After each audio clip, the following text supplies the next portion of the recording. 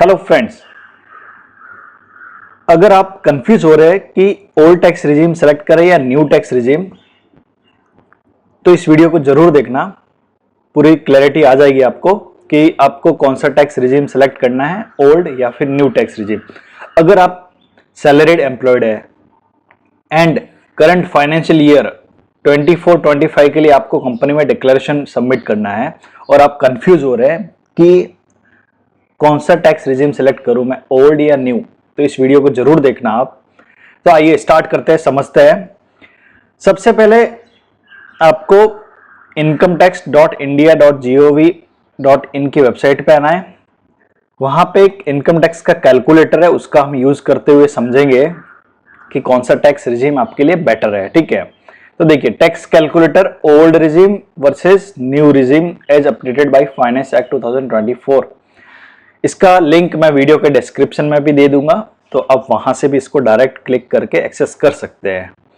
तो देखिए assessment year 25-26 that is financial year 24-25, अगर आपको डिक्लेरेशन देना है कंपनी में कि कौन सा टैक्स रिजीम सेलेक्ट करना है, तो आप यहां पे अपना पहले कैलकुलेशन कर सकते हैं ऑन एस्टिमेटेड इनकम बेसिस कि क्या इनकम होने वाली है ड्यूरिंग द फाइनेंशियल ईयर 24-25 में। फिर आप जो भी कम टैक्स लायबिलिटी आएगी वो आप चूज कर सकते हैं। ठीक है, तो यहाँ पे असेसमेंट ईयर बाय डिफॉल्ट आ रहा है। टैक्स पेयर आपको सेलेक्ट करना है कि आप इंडिविजुअल है, एचयूएफ है, एओपी, बीओआई, एजेपी है। तो हम सेलेक्ट कर रहे हैं कि सैलरीड पर्सन है, इंडिविजुअल। ठीक है, फिर आपको यहाँ पे सेलेक्ट करना है senior citizen, super senior citizen, male female, जो भी है आपका कैटेगरी वो सिलेक्ट कर देना है। ठीक है, फिर आपको रेजिडेंशियल स्टेटस लेना है, तो हम यहाँ पे रेजिडेंट ले रहे हैं। ठीक है, अभी देखिए gross salary after deducting allowances exempted under both regimes. तो यहाँ पे आप देखिए आई पॉइंट पे आप देखेंगे तो सब दिया हुआ है, allowances which are allowed exempted under both regime, क्या क्या अलाउड है वो सब दिया हुआ है यहाँ पे। ठीक है, तो हम सपोज लेते हैं हमारा सैलरी है 8 लाख रुपीज। ठीक है, आपको स्टैंडर्ड डिडक्शन माइनस नहीं करना है। ठीक है, तो ये हमने 8 लाख रुपीज ले लिया है, क्योंकि स्टैंडर्ड डिडक्शन ये देखिए ऑटोमेटिक दोनों रिजीम में, ओल्ड एंड न्यू में, दोनों में से ऑटोमेटिक माइनस हो जाएगा। ठीक है, फिर यहां पे आपको स्टैंडर्ड डिडक्शन के अलावा अमाउंट डिडक्टेबल और exempt from gross salary except standard deduction which is not allowed in new regime. जैसे कि एचआर है वो आपको ओल्ड में मिलता है, न्यू में नहीं मिलता है। ठीक है, तो आपको यहाँ पे अगर एचआर आप क्लेम कर रहे हैं तो वो अमाउंट आपको यहाँ पे लेना है। ठीक है, तो यहाँ पे आप देख सकते हैं एचआर है, एंटरटेनमेंट अलाउंस है, प्रोफेशनल टैक्स है, तो वो आप यहाँ पे ले सकते हैं। सपोज प्रोफेशनल टैक्स 2500 रुपए, एचआर नहीं है मेरे केस में, एग्जाम्पल के लिए। ठीक है, फिर आपका income other than salary in special rate income, अगर वो कुछ है तो आपको यहाँ पे ले लेना है। सपोज हमारा सेविंग बैंक का इंटरेस्ट है 2500 रुपए। ठीक है, वो हमने यहाँ पे ले लिया है, 5000 ले लेते हैं इसको।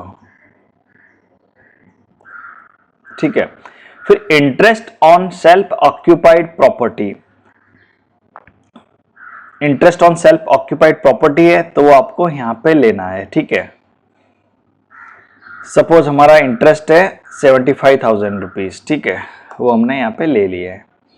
फिर deductions allowed under both regimes, ये कुछ डिडक्शंस है जो दोनों रिजीम में अलाउड है, जैसे कि एम्प्लॉयर का कंट्रीब्यूशन है, ठीक है, टुवर्ड्स एनपीएस, तो वो अलाउड होता है 80 सीसीडी 2 में। ठीक है, तो सपोज हमारा है 35,000 एम्प्लॉयर का कंट्रीब्यूशन टुवर्ड्स एनपीएस, तो वो हमको यहाँ पे मिलेगा।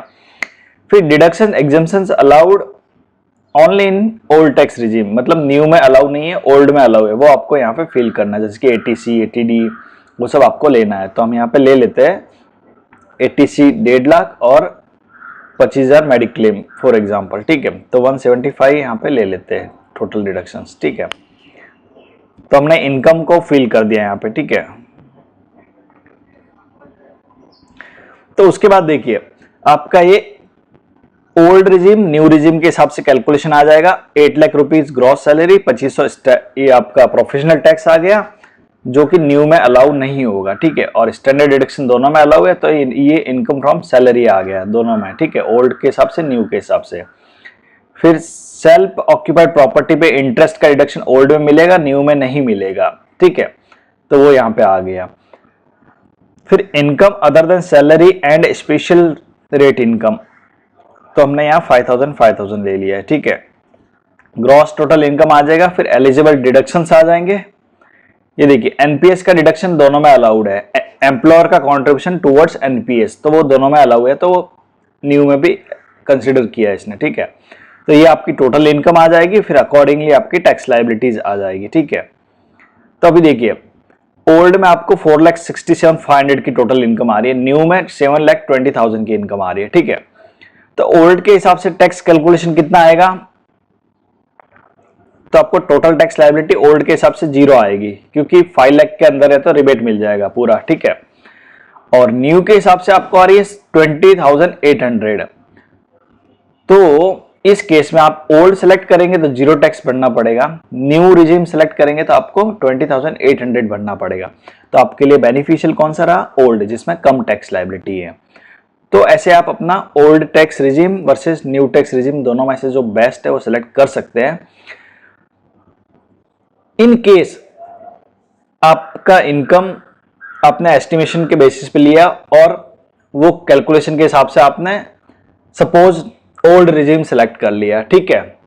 लेटर ऑन आपको पता चलता है कि मेरी इनकम चेंज हो गई है, ठीक है, और आपके केस में बेनिफिशियल रिजीम है न्यू टैक्स रिजीम, तो आपको घबराने की कोई बात नहीं है। आप जब अपना इनकम टैक्स रिटर्न फाइल करेंगे for financial year 24-25 that is assessment year 25-26, तो उसमें आप अपना रिजीम ऑप्ट कर सकते हैं, न्यू रिजीम में आप अपना रिटर्न फाइल कर सकते हैं, ठीक है। तो आई होप गाइज ये इंफॉर्मेशन आपके लिए यूजफुल होगी। वीडियो अच्छा लगा हो लाइक एंड शेयर जरूर करें। Thank you.